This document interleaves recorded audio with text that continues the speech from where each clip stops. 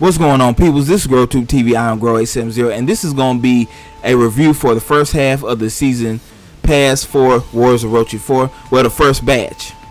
And we got this Thursday. It was around 10 a.m. for me when I got it. And like I said, it was the first batch because we got half of what we are supposed to get. So we got 8 sacred treasures. We got the rest of the mounts. We got 5 DLC stages, we got 5 BGMs, and we also got a challenge mode. Now I'm gonna say this off the bat. The stellar things about this were the 8 sacred treasures and the DLC stages. Now the 8 sacred treasures, especially because those new sacred treasures make characters more viable to play with, more fun to play with, especially more fun to play with and more viable when you put it on harder difficulties. Now the DLC stages are cool as well because they can also be nice farming spots for people who want to get better weapons and also want to get a lot of attributes that's on those weapons. And yeah, I know the DLC is filler. Of course it is. Of course it's filler. You know? But the main thing, the number one thing people were hoping for, or people were looking forward to with Warriors of Orochi 4, was the challenge mode. Now, challenge mode has been something that's been in previous Dynasty Warriors games, previous Samurai Warriors games. But they decided to move it to DLC.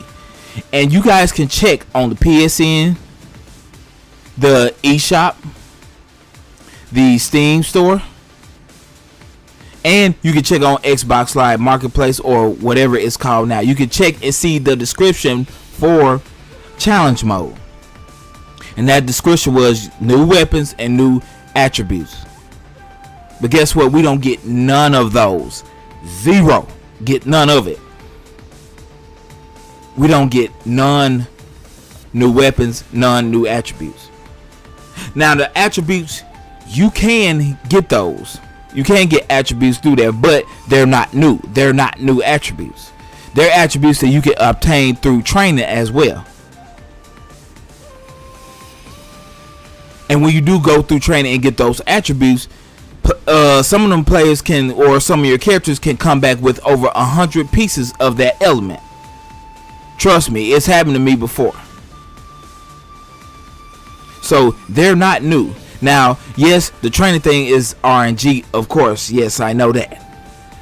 But you would rather, or it would be better for you to risk taking them through training because you don't lose anything. The players level up, their bonds level up, and plus they get good weapons as well. So it would be more beneficial for you to take your characters through training and then have the possibility of getting those new attributes or elements.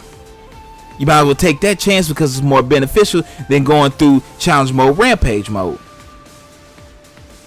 Because all that is now is just bragging rights. And I've also seen a picture of somebody that hacked the Steam for online. I don't know if it was for everybody, but it had multiple people with 999s all across the board. So that's pointless. Rampage mode is pretty much pointless. It's pretty much pointless. And you... And it speaks to the laziness of Koi. Very laziness, because they could have put that in the base game. They could have put challenge mode in the base game. And they could have pushed their resources toward giving us a true end game, which they haven't. They haven't given us a true end game. Laziness. Just like with Dynasty Warriors 9, laziness now with Warriors of Orochi 4. You would think Corey would have learned something from Dynasty Warriors 9 and how they pissed off a lot of folks. But now people are playing Warriors of Orochi 4, which is the newest installment for the Warriors of Orochi series. And it's lackluster as well. In some places, in some important places. Very lackluster. And it makes you think about Samurai Warriors 5. Holy hell, what is Koi gonna do to Samurai Warriors 5? I severely hope they don't do it like they did with Warriors of Orochi 4 and with Dynasty Warriors 9. Because both of them, in my opinion, seem rushed. It seemed rushed out the gate. Especially Warriors of Orochi 4. they could have took a little bit more time with that game, but they had to rush it out. And I know I get a lot of comments from people saying Warriors Orochi 4 was Koei's apology for Dynasty Warriors 9. And I'm actually starting to believe that because of the way it was rushed and put out there. This game could have took a little bit more development, especially with the bad frame rates. Holy shit, man. And see, the people for Steam, they already got like a little update for that. For their frame rate. Their frame rate is actually good. And the ones on PS4 and Nintendo Switch are trash. And I know some of you guys out there have paid $60 for Warriors Orochi 4. And then spend another $29.99 on their season pass. And yeah, with the 8 sacred treasures being there and being good, and with the DLC stages, we really were hoping for something big to come out of challenge mode. Rampage and Rampage All Out War. Nothing came out there but pointless bragging. No new weapons. No new attributes or elements. Just flat out whack. And this shit is getting unacceptable because more and more people come in the comment section of my videos and say, I'm through with Koei Tecmo. I'm through with them. And who can blame them? Dynasty Warriors 9. Now this game. Who can blame them? Who? Not me. I can't sit out there and say, well, you're just being negative and stuff. You're just being this, that, blah, blah, blah. No.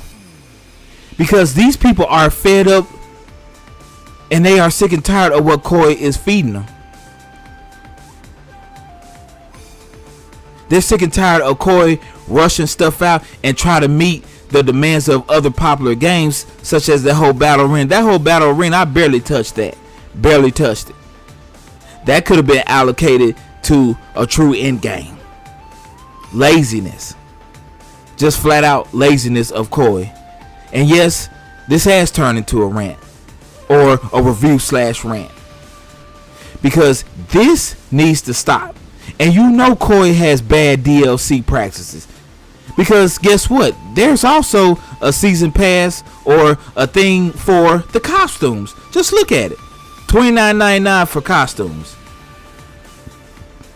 Just unacceptable, man. Just frivolous stuff. And I really do hope in the near future that Koei cleans this shit up.